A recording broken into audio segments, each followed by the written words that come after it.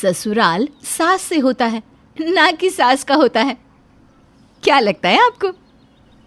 अरे बहू क्या कर रही है? ये सोफा मुझे पसंद नहीं है, हटा इसे यहाँ से। वो पुराना वाला सही था।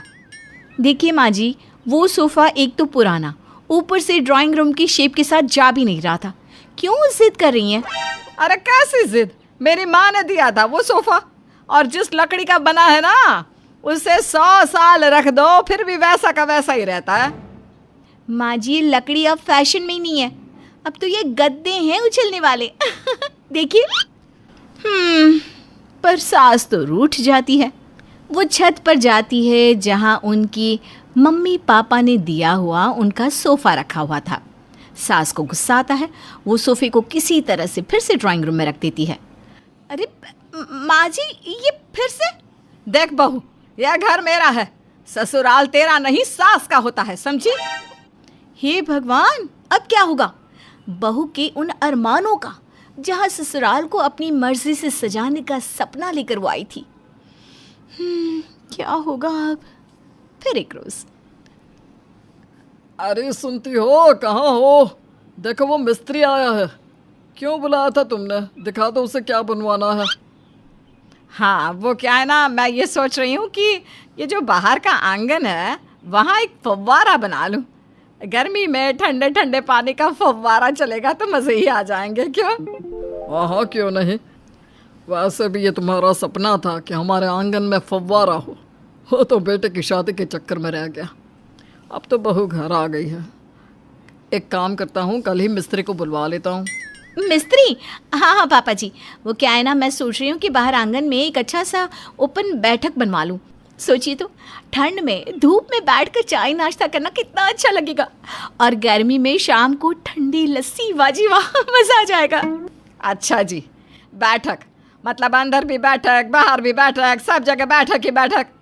अरे यहाँ तो फव्वारा बनेगा।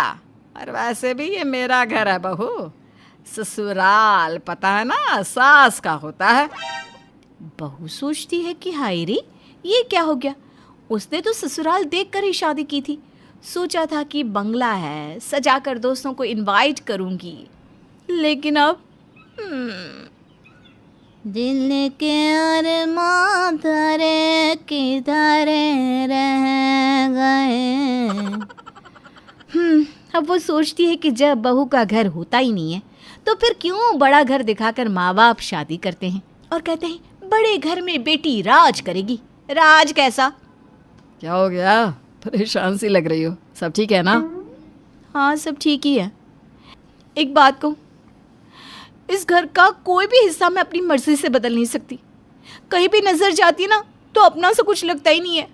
मायके से सामान इसलिए नहीं लाई, सोचा था अपनी पसंद का फर्नीचर बनाऊंगी यहाँ पर, लेकिन अरे तो किसने मना किया है? तुम्हारा घर है, करो जो मर्जी करना है। बताओ क्या चाहिए? बीवी अब सोचती है कि पति तो मानेगा नहीं कि उसकी माँ उसे घर में एक कपड़ा सुखाने की रस्सी भी नहीं लगाने देती। वो क्या घर का फर्नीचर बदलने देगी? अच्छा, मेरा घर है ना, तो मैं चाहती हूँ कि मेरे घर की ड्राइंग रूम में एक झूला हो। बोलो, लगवाओगी झूला?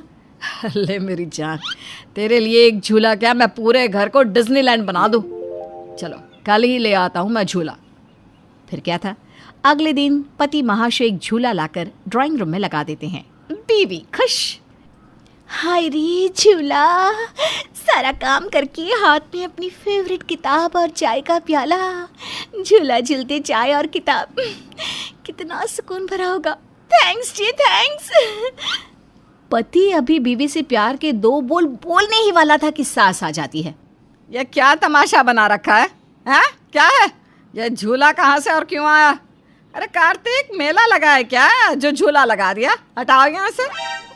सास ऑर्डर देकर चली जाती है। जिस औरत की बात उसके पति ने नहीं टाली, ऐसे में बेटे की हिम्मत कैसे होती कि वो झूला नहीं हटाता। तो क्या हट जाता है झूला? अब आगे देखा देखा ना, मैं तो जानती थी, बस तुम्हें दिखाना था। अरे सुनो, क्या है ना, ये कमरा तो तुम्हारा है। अरे जैसे सजाना है सजाओ इसे दिल से। बीवी को भी उम्मीद जगती है कि अरे हाँ, पूरा घर नहीं तो कम से कम अपना कमरा तो अपनी पसंद से सजा ही सकती हूँ। फिर क्या था। फ़ोन जाता है बहू का अपनी माँ को। माँ देख, तू ना कहती थी ससुराल में अपनी मर्जी से रहना, पर माँ मेरी सास तो मेरी एक मर्जी नहीं चलने देती। तू जानती है मुझे कितना शौक है घर सजाने का। हाँ बेटा, तेरा तो बचपन से शौक रहा है, इसीलिए तो तुझे दहेज में हमने कोई सामान नहीं दिया था और पैसे जमा करके दिए थे कि तू ससुराल जाकर अपनी तरह शाही अंदाज का फर्नीचर बनवाएं, डेकोरेशन करें। लेकिन अब बड़े घर के बाद भी भाग्य में दबड़ा खाना लिखा है, तो क्या कर सकते हैं बताओ। माँ तू देख, अब उन पैसों से मैं अपने कमरे को कैसे 5 स्टार होटल जैसा सजाती हूँ। फिर देखते हैं सास क्या बोलती है। ससुराल भले ही सास का हो, कमरा तो मेरा है ना। फिर क्या था, कभी बड़ा बेड तो कभी लग्जरी गद्दे, कभी नक्शीदार कुर्सी तो कभी महंगी कालीन। बहू का कमरा कमरा नहीं बल्कि किसी 5 सितारा होटल सा सज जाता है। हाय रे, बड़ा होम थिएटर, सच्ची घर घर नहीं बल्कि पूरा का पूरा 5 स्टार होटल लग रहा है। मज़े ही आ गए। बहू कमरे से निकलती, काम करती और फिर कमरे में। बहू खुश खुश रहती। अब तो वो सास से ज़्यादा बातचीत भी ना करती, बस कमरा और कमरा। क्या बात है, यहाँ तो मुझे अपने कमरे में मन ही नहीं लगता। वहाँ बहू है कि 4 बाई 4 के कमरे से निकलना ही नहीं चाहती। न जाने क्या हो गया है। फिर एक दिन, बहू ज़रा दरवाज़ा खोल। अरे क्या बात है, आजकल तूने तो कमरे में बंद रहना सीख लिया है। बहू दरवाज़ा नहीं खोलती। हे भगवान, किसी तरह सासू माँ से छुपाकर कमरा सजाया है, देख लेंगी तो बवाल ना काट दे। अब क्या करूँ, पापा के इतने सारे पैसे भी लगा दिए मैंने। तभी सास की आवाज़ फिर कान पर पड़ती है। अरे क्या हो गया, शराफत से दरवाज़ा खोलेगी या फिर तोड़ दूँ हैं? सास की आवाज़ के बाद भी दरवाज़ा नहीं खुलता तो सास पीछे से दौड़कर दरवाजे के पास जाती है और जैसे ही दरवाजे को धक्का देने की कोशिश करती है, बहू दरवाज़ा खोल देती है। और सास सीधे गिरती है बहू के बिस्तर पर, जिस पर लगा था लग्जरी गुदगुदाने वाला गद्दा। हाय रे, वाह वाह वाह, कितना प्यारा गद्दा है, घर में होटल वाली फीलिंग। अब सास गद्दे के मुंह को भूली ही थी कि सामने चल रही होती है बड़ी LED टीवी, जिसमें अमिताभ तो ऐसा लग रहा था मानो सास को ही देख रहा हो। हाय रे, कितना प्यारा लग रहा है अमित तो। हाय हाय हाय, क्या कमरा, क्या सजावट। अरे बहू कैसे किया, कहाँ से आया ये सब। बेचारी बहू क्या करती, रो रो कर सारी बात बता देती है। मैं भी क्या करती सासू माँ, इन्होंने कहा तो फिर ये सब। हाँ हाँ ठीक है ठीक है, अब सुन मेरी बात। तू आज से मेरे कमरे में शिफ्ट होगी और इस कमरे में मैं और तेरे ससुर जी रहेंगे। तो क्या है ना, कमरा वैसे भी मेरे लिए ही बना था, वो तो तेरी शादी हो रही थी तो दे दिया। अच्छा बहू चल अब बाहर जा, और हाँ अपने और रवि के कपड़े लेकर जाना, क्योंकि कोई मेरे कमरे का दरवाज़ा खटखटाया तो मुझे अच्छा नहीं लगता। बहू हैरान कि ये क्या, लोग चादर लेते हैं, साड़ी लेते हैं, कुर्सी लेते हैं, गद्दा लेते हैं, लेकिन ये तो पूरा का पूरा कमरा ही हड़प ली। नहीं नहीं नहीं माँ जी, ये तो मैंने सारा बहुत शौक से लगाया है, पापा के पैसे से। नहीं माँ जी, ये मेरा कमरा है। तभी ससुर जी आते हैं हाथ में बैग लेकर। बहू देख, ये पूरा ससुराल तेरी सास का है तो कमरा क्या है। अच्छा शाम को ना चाय यहीं दे देना, रेखा की फिल्म देखेंगे क्या। शाम को पति आता है, बहुत सारी बात बताती है। लाखों रुपए लगाए थे एक कमरे में, ऐसा भी क्या सास का ससुराल, कुछ भी अपना नहीं। बेटा क्या करता भाई, किसी की हिम्मत नहीं थी कि सास की अकल को ठिकाने लगा सके। वहीं सास अब हर बात पर बहू से यही कहती कि ससुराल तो सास का होता है। अब क्या कैसे सास को बताए कि घर तो भाई सबका होता है जो लोग उस पर रहते हैं। लेकिन फिर एक रोज, बहू देख, सारा मोहल्ला दिवाली की सफाई कर रहा है, इस बार दिवाली में मेरा पूरा मायका आएगा, घर को ऐसे चकाचक चमका दे जिससे मेरा नाम हो जाए। माँ जी, ससुराल तो सास का होता है ना, यानी घर तो आपका है तो सफाई भी तो आप ही करेंगी ना, क्यों? मौका मिला था तो चौका मार ही दिया। बहू चली गई कमरे में। सास कभी घर में लगे जाले देखती है तो कभी पुराना फर्नीचर, गंदा सा आंगन तो कभी गंदा पंखा। बहू भी पास खड़ी होकर सास पर नजर रखती है। इतना बड़ा घर, वो भी इतना गंदा। बहू, अरे ओ बहू, मुझे माफ़ कर दे। घर दोनों का है, चलना, साफ सफाई भी दोनों ही कर लेते हैं, हैं? अच्छा, दोनों का। और मेरा कमरा किसका है? अब तेरा है बहू, तेरा। बस तू सफाई कर दे। ए जी, बिस्तर उठाओ और चलो अपने कमरे में। बहू, नाक बचा लेना। हाँ, तेरी मर्जी है, जो भी बदलाव तू घर को सजाने के लिए करना चाहे कर सकती है। अरे जी भर के कर ले, बस घर सबका है। हाँ। तो देखा कैसे सीधी उंगली से घी ना निकलने पर बहू ने उंगली टेढ़ी कर ली। स्नेहा के बेटे की शादी शिल्पी से होती है। शिल्पी दहेज में हर सामान लेकर आती है जो पहले से ही स्नेहा के घर होता है। ये सामान स्नेहा के पापा ने उसे दिया था। अरे शिल्पी, मेरा टीवी क्यों हटाया? क्यों हटाया मतलब? अरे बड़ा और अपडेटेड टीवी है ये। स्नेहा को गुस्सा आता है और वो शिल्पी के बड़े टीवी के बगल में अपने पुराने जमाने का टीवी भी रख देती है। बड़ी आई अपडेटेड वाला। अरे बहुत सारी तेरी जैसी बहुओं को जानती हूँ मैं, जो घर से लाए सामान का रौब दिखाती है। ये ना समझ के हम भिखारी हैं। देख ले, हमारे पास भी टीवी है। ओहो, जो करना है वो करो। कोई मेहमान आएगा तो हंसेगा कि एक ही जगह दो दो टीवी। हंसने दे, दुनिया भी तो देखे कि सिर्फ तू नहीं, मैं भी दहेज लेकर आई थी। अब यही हाल हर सामान का हो जाता है। ड्राइंग रूम में एक साथ दो तरह के सोफे रखे होते हैं, एक नया आलीशान तो एक पुराना लकड़ी का। शिल्पी स्नेहा की इस आदत से काफ़ी दुखी हो जाती है। एक टीवी पर रामायण चलती है तो बगल की टीवी में फिल्मी गाने, किसी को किसी की आवाज़ भी सुनाई ना पड़े वैसे। घर के दूसरे सदस्य भी सास बहू की इस आदत से परेशान हो जाते हैं। एक दिन स्नेहा की बहन उसके घर आती है और घर का नज़ारा देखकर हैरान हो जाती है। कहीं पुरानी फ्रिज के बगल में, कहीं नई फ्रिज तो कूलर के ठीक ऊपर एसी। अरे स्नेहा, ये तूने घर की क्या हालत बना रखी है? बहू रानी, तू तो नए जमाने की लड़की है, फिर घर को कबाड़ी बाजार सा कैसे सजा रखा है? नया फैशन है क्या? देखिए ना मौसी, माँ जी अपना पुराना सामान निकालना ही नहीं चाहती। वो सोचते हैं कि उनका ही सामान घर में रहेगा। अरे बहन, तू इस मामले में ना बोल तो ही अच्छा है। मैंने बहुत सी बहुओं को देखा है अपने लाए सामान पर सास को धौंस दिखाते, और मैं भला किसी की धौंस को क्यों सहन करूं? मेरे पास तो सारा सामान है, और वैसे भी क्या कहते हैं, ओल्ड इज गोल्ड। अब क्या था, शिल्पी ये सुनते ही भड़कती है और जोर जोर से चिल्लाने लगती है। वाह माँ जी वाह, जरा अपना सोफा तो देखिए, ऐसा लग रहा है खुदाई से निकला है लकड़ी का। और मेरा सोफा देखिए कैसे लेदर की चमक और गुदगुदा सा है। अरे आपका तो पुराना धुराना सा है। शिल्पी देख, मेरे पिताजी ने जो दिया है वो उनकी निशानी है, उसके बारे में मत बोल। तू तेरा सामान ले जाकर अपने कमरे में रख ले। क्यों? मैं अपना सामान क्यों कमरे में रखूं?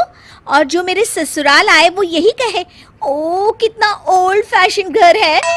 दोनों की बहसा बहसी में मौसी सर पकड़ लेती है। तुम दोनों जब देखो तब लड़ती रहती हो।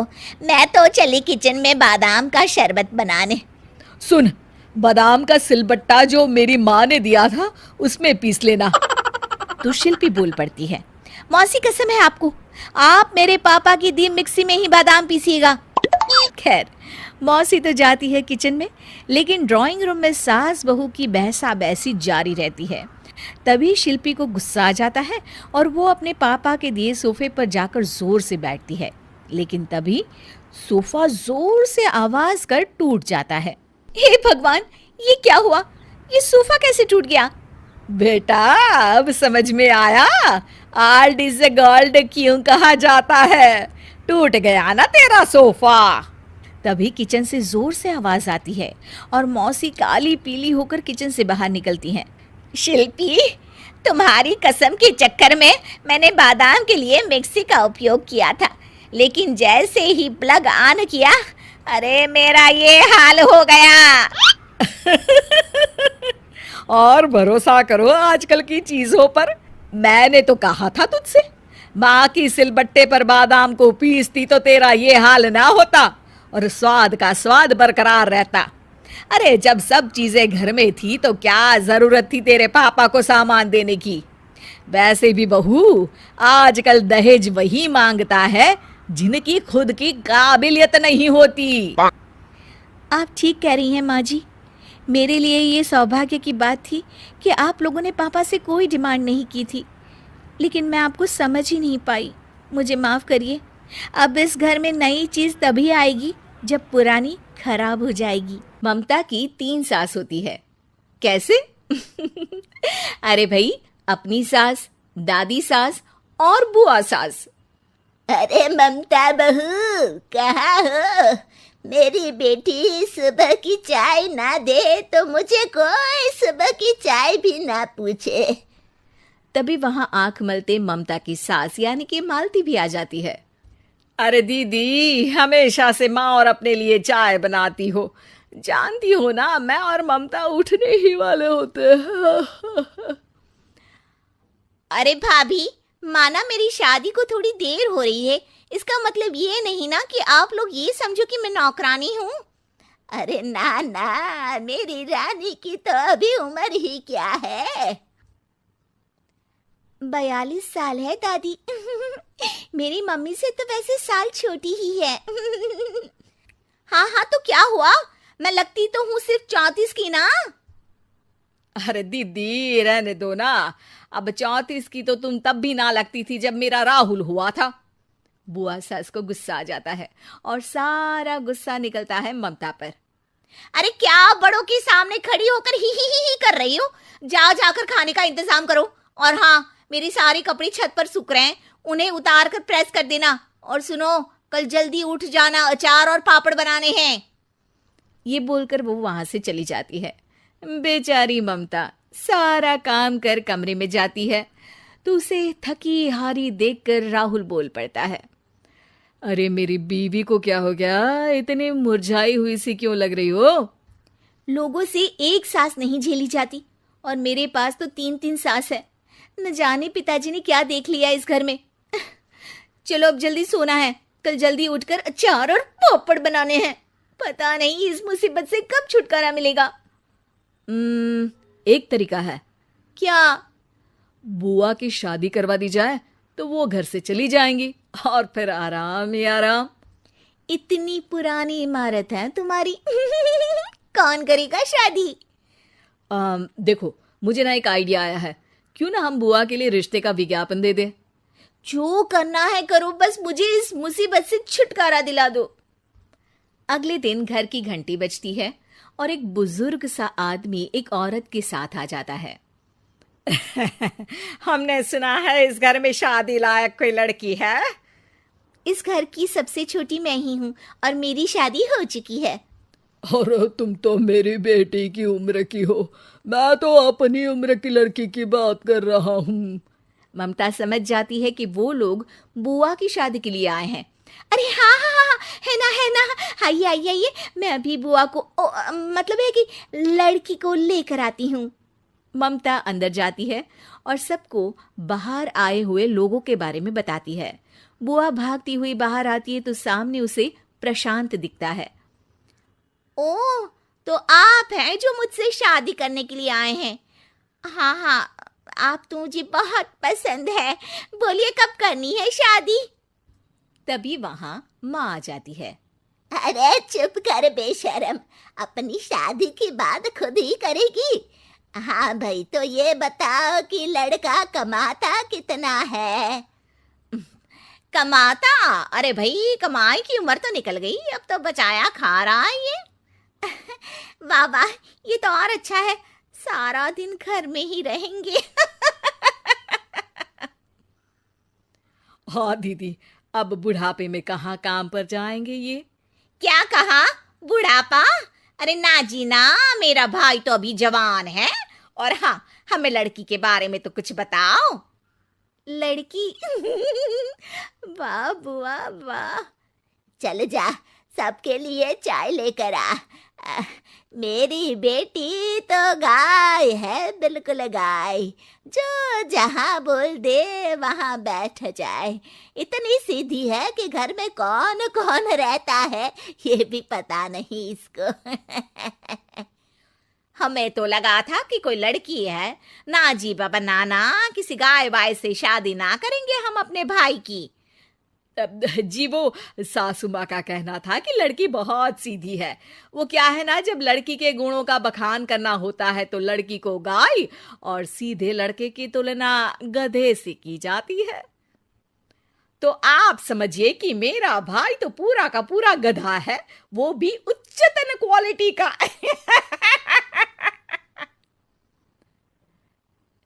जी तो क्या मेरी ननद रानी आपको पसंद आ गई? हम ये रिश्ता पक्का समझे?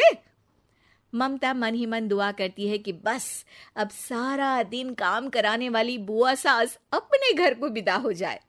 लेकिन जैसे ही लड़की की बहन ये सुनती है, जोर से बोल पड़ती है, देखिए, हमें तो लड़की और घर में कोई बुराई नजर नहीं आई है। बस आप लड़के को पसंद कर लीजिए, दोनों की शादी मंदिर में करवाकर आप लोग ले जाइए लड़का अपने घर। लड़का घर? अरे क्यों भला, लड़के का घर नहीं है क्या? वो क्या है ना, शादी के बाद से मेरे साथ ही रह रहा है। लेकिन आप लोग तो जानते हैं कि आजकल की बहुएं अपनी सास को ही बनाकर खिला दे तो बहुत है भाई। सास के भाई को कौन खिलाता है। अब मैं भी बूढ़ी हो चली हूं तो सोचा इसकी शादी करवाकर इसे कहीं घर जमाई बनवा दूं। तो कब करानी है शादी? ममता ये सुनकर घबरा जाती है और जोर से चिल्लाकर कहती है, नहीं नहीं, हमें नहीं करवानी बुआ की शादी। तभी कमरे में राहुल आ जाता है। अरे क्या हुआ ममता? कल रात से तो तू ये कह रही थी कि बुआ की शादी का इंतजाम करो, अब कह रही हो कि नहीं करवानी शादी। अरे नहीं नहीं, मेरे बस की बात नहीं है एक और को खाना खिलाने की। अरे एक रिश्ता आया है बुआ के लिए, लड़का अकेला है और अपनी बहन के साथ रहता है। ऐसा रिश्ता तो बिल्कुल नहीं चलेगा राहुल। ठीक है, मैं चली बुआ का काम करने, लेकिन उनकी शादी ना बाबा। सास ने पकड़ ली थी नवरात्रि के उपवास रखने की जिद। 9 माताओं के लिए 9 दिन व्रत रखूंगी। मैया की भक्ति में शक्ति है। मैया हमारे परिवार को अपना आशीर्वाद जरूर देंगी।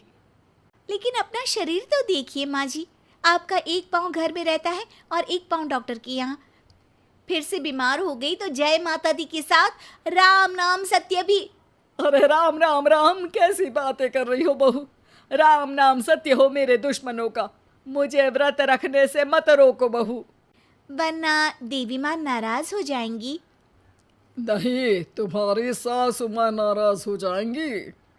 अरे पर माँ, भूखे क्यों रहना है? देवी माँ थोड़ी ना चाहती होंगी कि उनके भक्त भूखे रहें। और आपकी तो सारी मनोकामना पूरी हो चुकी है ना माँ। लालच है बेटा, लालच बुढ़ापे में भी खत्म नहीं होती। अरे तुम चुप करो जी, तुम्हारी भी उम्र है भक्ति भाव करने की। ज्यादा बड़बड़ की ना तो तुमसे भी उपवास रखवा लूंगी। हाँ, अरे रौद्र रूप क्यों धारण कर रही हो मेरी माँ, रख लो व्रत। ठीक है माँ, बस अपनी हेल्थ का ध्यान रखना। अरे उसकी चिंता तुम मत करो बेटा। मैंने टीवी पे देख लिया है कि व्रत में क्या क्या खाने से शरीर में कमजोरी नहीं होती। अच्छा ही है, वरना ऐसा ना हो कि 9 दिन के बाद तुम मैया के द्वार की जगह सीधा हरिद्वार। अरे तुम मुझे हरिद्वार क्यों भेजना चाहते हो? क्योंकि अब तुम्हें मायके तो भेजने से रहा। बाबूजी, क्यों माँ को परेशान करते रहते हो? अच्छा माँ, ये बता दो कि आपको व्रत में खाने के लिए क्या क्या चाहिए होगा।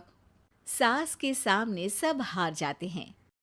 माँ के कहे सामान को बेटा लेकर आता है। नवरात्रि का पहला दिन है। नाश्ता कर लो, स्वस्थ रहो, मस्त रहो। मेरा व्रत से ध्यान भंग मत करो। अच्छा ठीक है, भूख लगेगी तो मेरी तरफ मत देखना, आई बड़ी। तुम कोई खाना हो जो तुमको देखूंगी, आए बड़े। माँ जी, ये लीजिए आपका फरियाली मिक्सचर, इससे व्रत नहीं टूटेगा। अरे इतना सा, दिन भर भूखी रहने वाली हूँ, थोड़ा तो और ला दे। पर ये सब तो सपोर्ट के लिए होता है ना माँ जी, पेट भर के थोड़ी ना खाना होता है। करवा चौथ का व्रत नहीं रख रही हूँ जो कुछ ना खाऊं पीऊं। हाँ यार, ये तो मैंने सोचा ही नहीं। तुम इतने सारे व्रत रखती हो तो मेरे लिए करवा चौथ का व्रत क्यों नहीं रखती? अरे जुबान पे तुम्हारा नाम न रखूं, व्रत क्या खाक रखूंगी तुम्हारे लिए। माँ के कहने पर बहू और भी फरियाली ले आती है, जिसे खाकर माँ डकार मारती है। इतनी जोर से डकारोगी तो दुर्गा मैया भी डर जाएंगी। तुमने तो उनके शेर से भी तेज आवाज निकाल दी। अरे शेर के जैसा पंजाबी मारती हूं मैं, देखना चाहोगे? तुम्हें पता है ना, व्रत रखते समय हिंसा वाली बातों से, विचारों से और बुरी चीजों से दूर रहना चाहिए। सही कहा, बुरी चीजों से दूर रहना चाहिए, इसीलिए तो तुमसे दूर जा रही हूं, दूसरे कमरे में। सास ने कई सारी ऐसी चीजें खाई जिनसे व्रत ना टूटे। बहू, सब्र का फल मीठा होता है, इसका मतलब ये थोड़ी है कि तू मुझे शाम तक फल नहीं खाने देगी। माँ जी, 1 घंटे पहले ही तो आपने इतना सारा। अरे एक खाता ही बना ले, उसमें लिखा करे कि मैंने कितना खाया, कितना पानी पिया। अरे नहीं नहीं माँ जी, मैं अभी फल लेकर आती हूँ। जोर से बोलो। नहीं माँ जी, मैं फल लेकर आती हूँ। अरे ये नहीं, जोर से बोलो, जय माता दी। सासू माँ एक साथ बहुत सारे फल खा लेती है। माँ जी, इतनी जोर से मैं डर गई। अरे भक्ति की शक्ति की पुकार है। पुकार नहीं, डकार है। हाँ ठीक है, चिप्स और लेकर आना जरा, उससे भी व्रत नहीं टूटता। माँ जी, आज ही सब खत्म हो जाएगा, नाश्ते का ही टाइम है। अरे ठीक है ना बेटा, मैं अब कुछ खाऊंगी ही नहीं, तुझे इतनी तकलीफ है तो। नहीं नहीं माँ जी, मेरा मतलब था कि उपवास में सिर्फ इतना खाना चाहिए जितना शरीर के लिए सही रहे। स्वाद के लिए खाने से तो अच्छा है कि उपवास ही मत रखो। माता जी की कृपा तो वैसे भी बनी ही रहती है। अरे वाह बहू वाह, एक ढोलक और हारमोनियम भी लेकर आना और प्रवचन करने लग जा। श्री श्री 108 बहु ईश्वरी माता। माँ जी, मैं आपके लिए चिप्स लेकर आती हूँ। बहू की सही सलाह को भी सास नजरअंदाज कर देती है। थोड़ी देर में बहू सास को चिप्स लाकर दे देती है। आलू की चिप्स, आहा मजा आ गया। आलू किसी भी सब्जी में चला जाता है, आलू पनीर, आलू पालक, आलू टमाटर, आलू भिंडी और तो और पराठे में भी चला जाता है। वैसे ही इंसान को भी हर स्थिति में आलू जैसा होना चाहिए। थोड़ी देर में वहां ससुर जी आते हैं। क्या चिप्स खा रही हो? अरे नहीं जी। दिख तो चिप्स ही रही है। अरे तो पूछ क्यों रहे हो? अरे गुस्सा क्यों हो रही हो? उपवास में गुस्सा नहीं करना चाहिए। और ऐसा तो है नहीं कि सिर्फ तुम उपवास करती हो, हमने भी तो किया होगा कभी। नहीं जी नहीं, तुम तो कर ही नहीं सकते। तुम उपवास में भी भेजा खाओगे और भेजा खाने से उपवास टूट जाता है। अच्छा, थोड़ी सी चिप्स मुझे दे दो, मन ललचा रहा है। नहीं, उपवास के लिए है, तुम अपना खाना खा लेना जो भी बने। पूरा दिन सास कुछ ना कुछ खाती रहती है। जैसे ही रात होती है, बस उपवास हो गया, अब मैं खाना खाऊंगी। जो दिन भर से खा रही थी उसको क्या बोलते हैं? बाबूजी, क्यों माँ को परेशान करते रहते हो?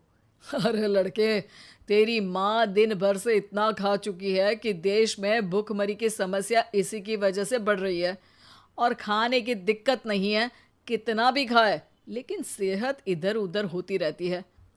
कुछ ऊपर नीचे हो गया तो तेरी माँ खाने के बाद हाथ धोएगी और तू अपनी माँ से हाथ धो बैठेगा। अरे इत्तू सा तो खाया था, उपवास भी ना तोड़ू क्या?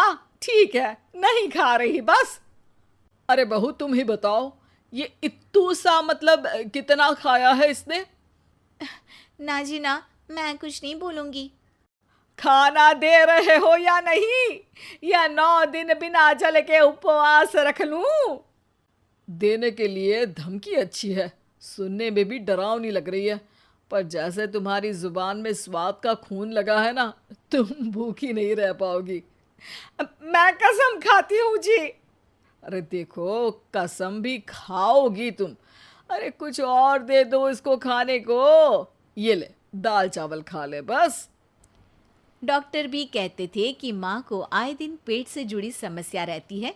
बस इसी के लिए घर वाले पहले उन्हें उपवास नहीं करने दे रहे थे, लेकिन जब उपवास करने दिया तो माँ ने इतना फरियाली खाया कि घर वालों की चिंता बढ़ा दी। और जैसा कि घर वालों को डर था, अगले दिन उनकी तबीयत खराब भी हो गई। डॉक्टर को बुलाना पड़ा। अरे जितनी बार आप बीमार होते हो उस हिसाब से तो मुझे एक क्लिनिक आपके घर में ही खोल लेना चाहिए। या फिर क्लिनिक में ही इनका एक अलग कमरा बनवा देते हैं डॉक्टर साहब। बाबूजी, पिताजी, मेरे जनक, क्यों हमेशा मजाक करते रहते हो? डॉक्टर साहब, माँ का पेट खराब है। क्या खाया था? जो मिला, जो दिखा, सब कुछ। अरे बस भी करो जी। बस तो तुमको करना था खाते वक्त। देखिए, खाना अच्छी बात है और उपवास भी आदमी को रखते रहना चाहिए, लेकिन तब जब शरीर लायक हो। पहले दिन ही बीमार हो गई तो 8 दिन कैसे होगा? आप व्रत मत रखो और खाने पीने पे ध्यान दो। मैं गोलियां दे रहा हूँ। आप भी कुछ खाने को ही दे रहे हो? हाँ, इससे जल्दी ठीक हो जाएंगी, समझ गई हैं आप? अब तो ठीक ही होना है ना मुझे। जोर से बोलो। जय माता दी, जय माता दी, जय माता दी। निर्मला को मेकअप का बहुत शौक है, बल्कि शौक ही नहीं, निर्मला मेकअप एडिक्टेड है। उसके लिए हर दिन मेकअप कर तैयार रहना बहुत जरूरी है। ओ पति परमेश्वर, मेरा फेस पाउडर कहाँ है? कहीं अपनी भेड़ी शक्ल ठीक करने तो नहीं ले गए? मतलब उस पाउडर से सब यही करते हैं? हैं? मतलब क्या है तुम्हारा? मुझे भेड़ी शक्ल की बोलते हो? अरे ये तो तुम ही बोल रही हो, मैंने तो पाउडर के लिए बोला था। हाँ, सब जानती हूँ। मेरी सुंदरता से किलसते हो तुम। उसे मेकअप बोलते हैं। अरे कभी उसके बिना बाहर निकल कर देखो, खुद का बेटा तक पहचानने से मना कर देगा। निर्मला भड़कते हुए आगे कुछ बोलने ही वाली होती है कि तभी उसकी बहू माला कमरे में आ जाती है। अरे नहीं नहीं नहीं नहीं, गुस्सा नहीं मम्मी जी। गुस्से से मेकअप की ऐसी तैसी हो जाएगी, चेहरे पर झुर्रियाँ पड़ेगी सो अलग। हाँ, सही बोल रही हो। मुझे ना इस बेवकूफ इंसान पर ध्यान ही नहीं देना चाहिए। ये वैसे भी मेरी खूबसूरत और जवान स्किन से किलसते हैं। अरे वाह, मेरी बूढ़ी घोड़ी और लाल लगाम, लगे रहो। ऐसा बोलकर रमेश हंसते हुए कमरे से बाहर चला जाता है, जहां उसे जतीन हॉल में बैठा मिलता है। पापा, आप क्यों सुबह से ही मम्मी की टांग खिंचाई में लग जाते हैं? मजा आता है बेटा। आज अगर बहू नहीं आती ना तो वार तो फिक्स थी। वैसे तुम यहाँ बैठे क्या गप्पे लड़ा रहे हो? ऑफिस नहीं जाना? ये कहकर रमेश ऑफिस चला जाता है और निर्मला अपना मेकअप पूरा कर सहेलियों से मिलने निकल जाती है। जहां से वो कुछ घंटों बाद घर वापस आती है तो माला उससे कहती है, मम्मी जी, मुझे करवा चौथ के लिए कुछ शॉपिंग करनी है, क्या आप मेरे साथ मार्केट चलेंगी? अरे ये तो मैं भूल ही गई थी। हाँ, अपनी उम्र छोटी करने में पति की लंबी उम्र करना कहाँ याद रहेगा।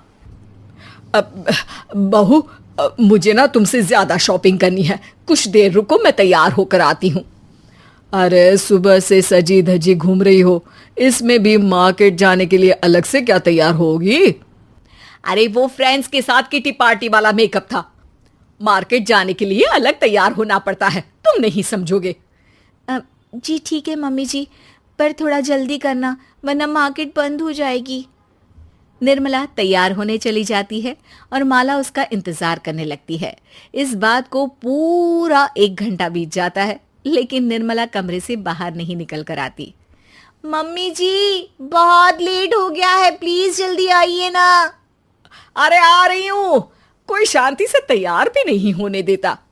ये कहते हुए जैसे ही निर्मला कमरे से बाहर निकलती है तो माला और रमेश उसे देखकर हैरान रह जाते हैं। अरे सिर्फ मार्केट जाने के लिए कपड़े, हेयर स्टाइल, मेकअप सब बदल दिया। अरे आखिर ऐसा कौन करता है? मैं करती हूँ जी। अगर आपके अंदर कोई फैशन सेंस नहीं है ना तो इसमें मैं क्या कर सकती हूँ। आप दोनों इसे बाद में कंटिन्यू कर लेना, अभी बहुत लेट हो रहा है, प्लीज चले। मार्केट पहुंचते ही निर्मला मेकअप की दुकान पर चढ़ जाती है और एक के बाद एक सामान देखने लगती है। मम्मी जी प्लीज थोड़ा जल्दी कीजिए, मुझे साड़ी खरीदनी है, दुकान बंद हो जाएगी। माला बार बार निर्मला को यही बोलती रहती है, लेकिन वो तो उसकी एक भी नहीं सुनती और देखते ही देखते मार्केट की सब दुकानें बंद हो जाती है। चलो मेरी शॉपिंग तो हो गई। अरे तुम्हें कुछ नहीं खरीदना? बहुत जल्दी याद आया आपको। अब इस मेकअप को लेकर ही घर चलो, मैं कल अकेले आकर खरीद लूंगी। दोनों निर्मला के मेकअप का सामान लेकर घर वापस आ जाती हैं। उन्हीं के साथ साथ जतिन भी घर पहुंच जाता है। अब निर्मला तो अपना मेकअप लेकर कमरे में चली जाती है, लेकिन माला उदास होकर वहीं बैठ जाती है।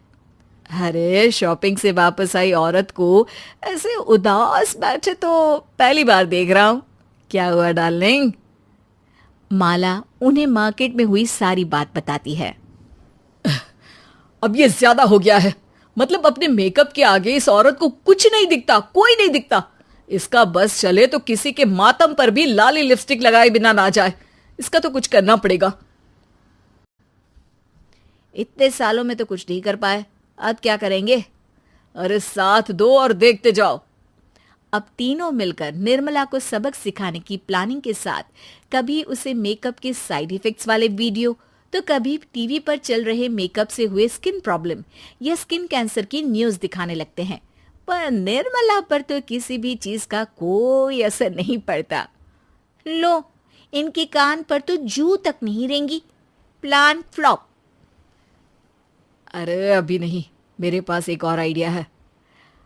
अपने पहले वाले प्लान को आगे बढ़ाते हुए वो सब निर्मला के मेकअप में कभी नमक, कभी मिर्च तो कभी मिट्टी मिलाने लगते हैं, जिससे उसे ये भरोसा हो जाए कि उसकी स्किन पर भी मेकअप के साइड इफेक्ट होने लगे हैं। और एक सुबह रमेश, जतीन, माला, अरे कहाँ गए सब? हाय मर गई मैं, मेरा पूरा मुंह जल रहा है। अरे कोई आओ, बचाओ। क्या हुआ मम्मी जी? अरे पता नहीं, अभी मेकअप करने से पहले तक तो ठीक थी, फिर चिल्लाने लगी। मेकअप, कहीं मेरी स्किन पर कोई साइड इफेक्ट तो नहीं हो गया या फिर स्किन कैंसर? अरे मेरा मुंह जल रहा है। अरे भगवान मुझे इससे बचा लो, लाइफ में दोबारा मेकअप का नाम तक नहीं लूंगी। अरे मैं इतनी जल्दी मरना नहीं चाहती, कोई बचाओ मुझे, कोई बचाओ। वो लोग दूध से निर्मला का मुंह धोने लगते हैं, जिसके कुछ देर बाद सारी जलन ठीक हो जाती है। मम्मी, ये तो सिर्फ लाल मिर्च थी, पर आपको भी पता है कि जरूरत से ज्यादा कुछ भी अच्छा नहीं होता, और अगर आपने मेकअप में डूबना नहीं छोड़ा तो फिर स्किन के साथ क्या होगा वो तो आप भी जानती हैं। अरे तौबा मेरी, कैसा मेकअप!